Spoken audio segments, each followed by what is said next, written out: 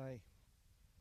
Sorry for the background noise and also for not really having posted this earlier. I think I've spoken about this in class so often that I kind of forget when I'm actually covering it and when I actually have given the instructions and kind of pretty much take it for granted that everybody knows what it is that I'm talking about when I talk about it. So, anyway, with that strange introduction, as you can see in the background, is the Palolo Stock Market Project. This is the service learning project for Business Law and Ethics BU 362. It is, as you also see, a community engagement project. So this is pretty much what we're going to be doing. It starts up on Monday, the 25th, at 2:15 to 3:30, I believe, is what the time listed is at. There will be someone from the Service Learning Office, and she will be taking attendance as well as helping out and making sure that things pretty much go according to plan. Now, I think no one has done this before, including the person from the Service Learning Office. So this is kind of an introduction, and hopefully will make things a little bit easier for you to deal with on Monday afternoon. I'm hoping to be there, but I have class from 2:30 to 3:30, so it may not happen for a while because I am going to have my regularly scheduled class, my business senior field project that will occur on Monday afternoon tomorrow. So I probably won't be able to get there. I'm going to ask the individual who or the individuals that go to connect via Zoom, and hopefully we'll be able to get communication established, and I'll be able to do two things at the same time, which is kind of conduct my class and also answer any questions that might be going on as far as the stock market game is concerned. All right, so we're going to be using mathematics, and we're also going to be applying ethics to help kids develop financial literacy. So on the first day, on Monday the 25th of February, what I am looking for you to do is just get involved with the project and talk to the students there. Now, what you're going to do is you're going to form teams, and that'll depend on how many people show up. One, how many Chaminade students show up, and two, how many Palolo Elementary students show up as well. We are going to make up to 5 teams. Hopefully, that will be easily accomplished, and hopefully, no team will have more than, let's say, 4 or 5 Palolo students, and no more than 2 Chaminade students, hopefully, and that'll work out pretty well because everybody will be able to get to do the things that they need to do. Okay, so there's going to be a pre-project assessment that I'll show you in a little bit. It's actually a pre-test, and what we're going to try to figure out is a baseline for what people already know. This includes the students from Chaminade as well as the students from Palolo. So the students from Chaminade, I will be showing you the pre-test, and you will be looking at it and hopefully recording responses as we go, and then you can submit them to me later. The students from Palolo Elementary will have a paper and pencil test to do that I will provide the copies of before the project starts. I'll distribute it through the Service Learning Office. So, again, we'll do a pre-test, and the idea then will turn to everybody getting into groups. Again, no more than 5 groups, and hopefully no more than 5 Palolo students and no more than 2 Chaminade students in each group. But if it doesn't work out well, we'll figure out how to do that accordingly. What the first thing you'll do after the pre-test is going to be to participate in a brainstorming session to identify at least 20 publicly traded companies that the groups, particularly the Palolo students, may want to invest in to start the game. What will happen is that you'll come up with a list of names, so somebody will have to record them. So I'm saying one of the Chaminade students will have to record that for each group. And as you write down these names, then the next thing you will do is try to get to at least 20. And then what you will do also is try to get to find out whether these companies are possible to be purchased on a stock exchange. And it kind of goes like this. If you're at Palolo Elementary, I'm pretty sure that you would understand McDonald's. McDonald's is a publicly listed company. It can be purchased on a stock exchange. Then maybe you'll look at something close by and you might see something called um, Long's Drugstore. Now, Long's Drugstore is a part of a major national corporation called CVS. CVS can be invested in as an entire company, which has stores all around the world pretty much. But Long's by itself cannot be invested in because it is part of a bigger company. Then they may look at, let's say, Times Supermarket, which is also in that same shopping center, and find out that Times cannot be invested in the United States at all because it is part of a larger corporation that's known as the parent company for Don Quixote. So this is something that will not necessarily work out. So it is something that cannot be invested in. And of course, the local store that's right inside Palolo Valley, right on Palolo Avenue perhaps, also is a mom and pop kind of operation and also is not one that is publicly traded, so that could not be purchased as part of the stock simulation. So the idea is to come up with 20 names and then from the 20 figure out which ones can be bought on a stock exchange and which ones can be put into the portfolio for the student's game portfolio for the competition. So teams again will have to identify and will have to use the internet to identify the stocks that are for sale on a U.S. stock exchange. What you'll also do is help the students at Palolo to identify what is known as the ticker symbol. It's the letters, the abbreviation for the company on the stock market on the stock exchange. So for instance, McDonald's has the ticker sign MCD.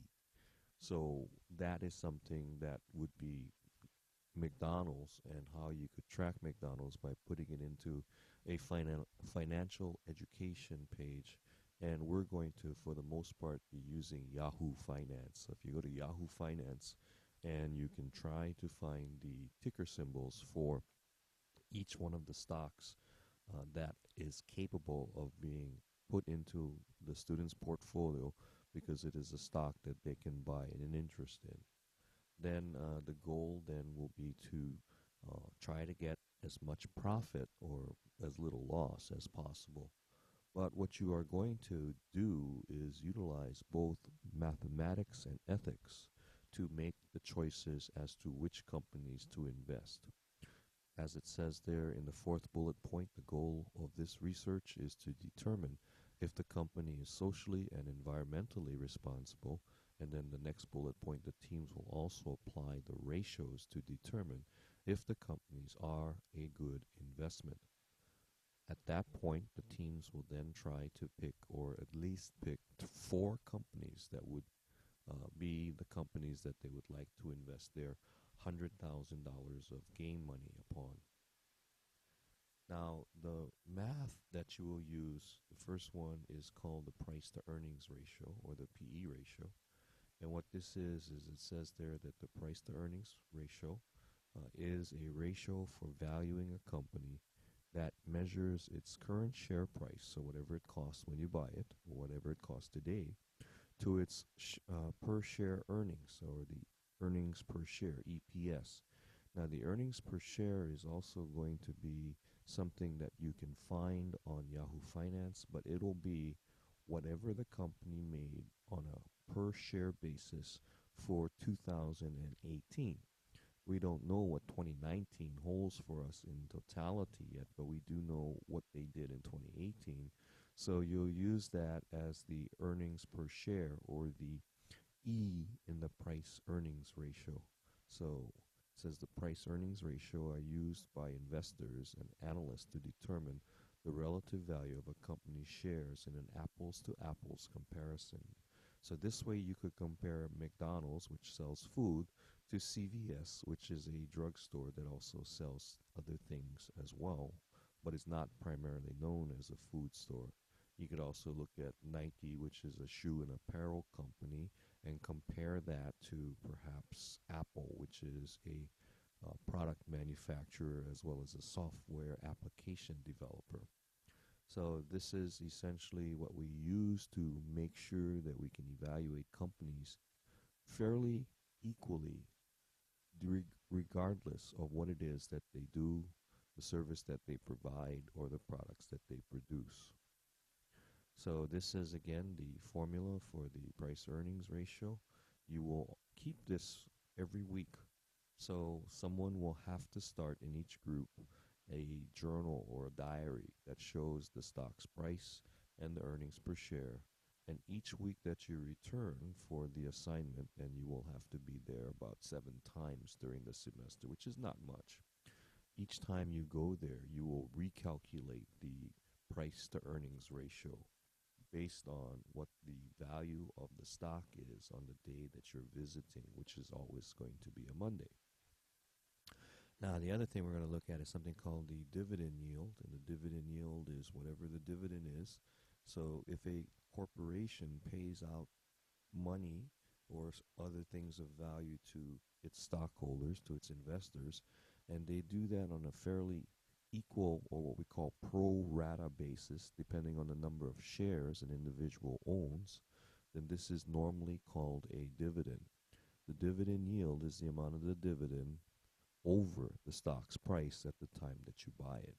So if you were to, let's say, buy a stock today for $100, that would be the stock's price. Let's say that the stock paid an annual dividend of $5. So for each share, you would get $5, the annual dividend, over the stock's price when you bought it, 100. So that would be a dividend yield of 5%. The math is simple. The record keeping is a little bit more complex because you have to make sure that you remember to do it every week. But the overall idea is trying to evaluate whether or not a company is a good investment. The reason that we are doing this, of course, is to help the students learn both math as well as develop financial literacy. So weeks 2 through the end of the term, each week you'll recheck the selected stocks, recalculate the ratios, take a look at the company to make sure it's doing the same thing and there isn't too much negative publicity that's going on about it.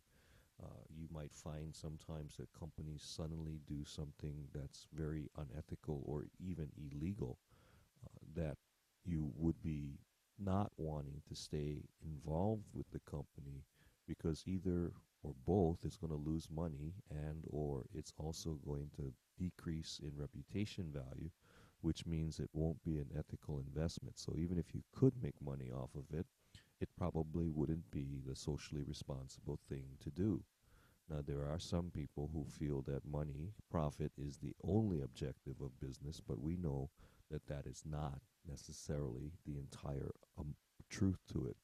That we must have ethical companies, and we as investors and as shareholders and as consumers, as customers, need to hold companies accountable.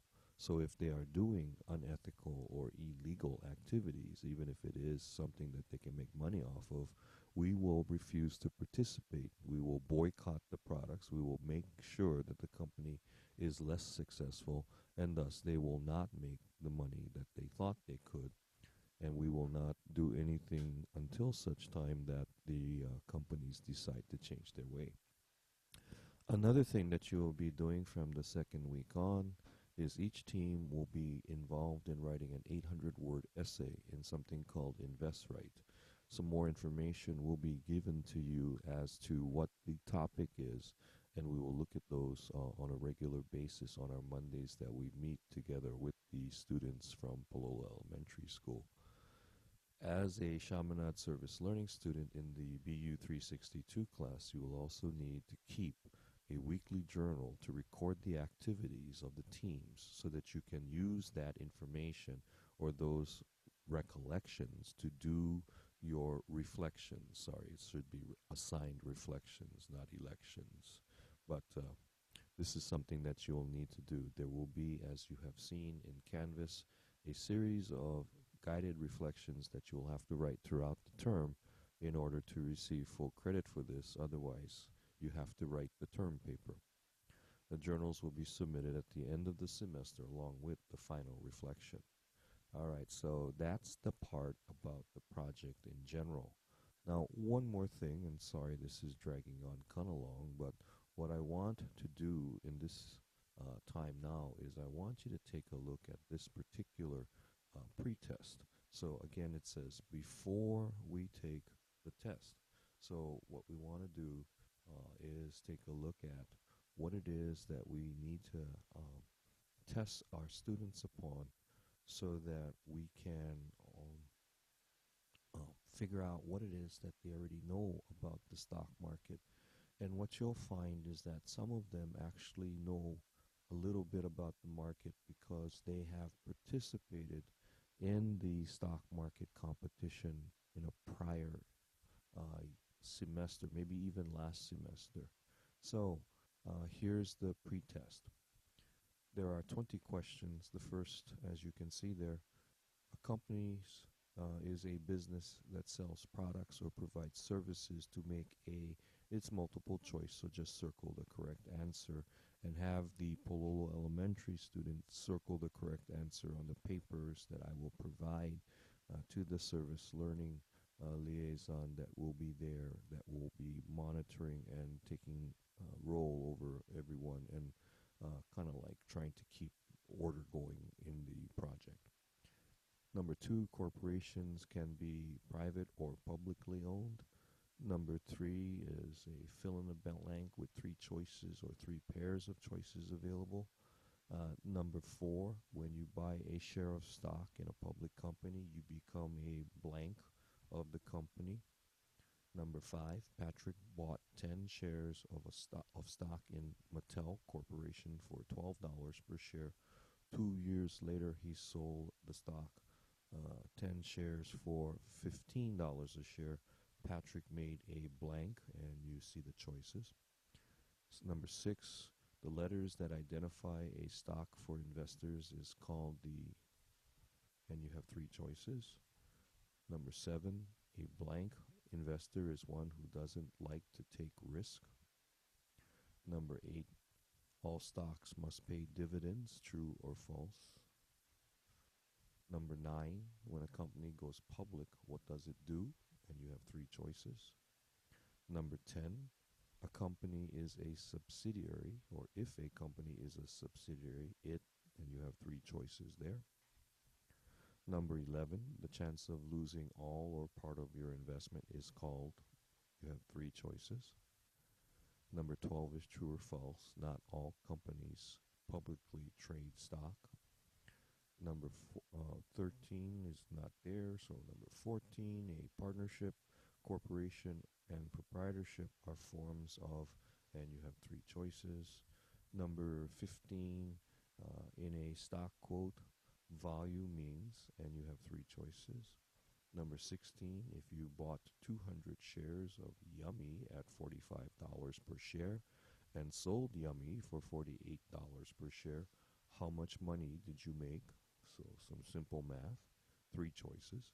Number 17, Doritos, M&M, and Mountain Dew are examples of, and you have three choices. Number 18, when an investor receives a dividend, that money comes from, and you have three choices there.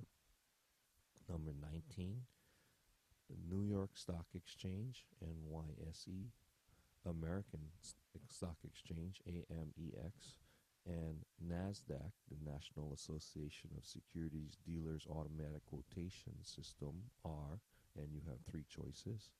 And number 20, only rich people invest in the stock market, true or false. All right, so this will be what it is that you will need to go over, and you will be administering this test to your students on Monday afternoon, and you will also be taking this before you go to see your students or the students at Palolo Elementary during the first session on Monday. All right, so I'm going to put this up online, and you are going to then be hopefully a little bit more informed as to what the project is, what it is that you're supposed to be doing, and hopefully everything will go well. So take care, good luck, and I will see you on Tuesday. Again, I won't be able to be there on Monday the 25th for the first day.